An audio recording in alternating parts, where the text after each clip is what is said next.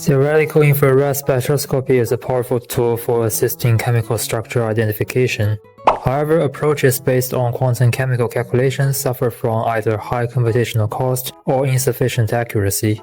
Hence, we introduce a new approach based on the universal machine learning models of AIQM theories targeting the gold standard couple cluster level, going beyond the typical DFT accuracy. AIQM methods, particularly newly introduced AIQM2, can provide IR spectra with accuracy close to DFT and speed close to a semi-empirical GFN2XTB method. To ensure high speed and interpretability, our implementation is based on the harmonic approximation with the frequencies scaled by factors that we found empirically.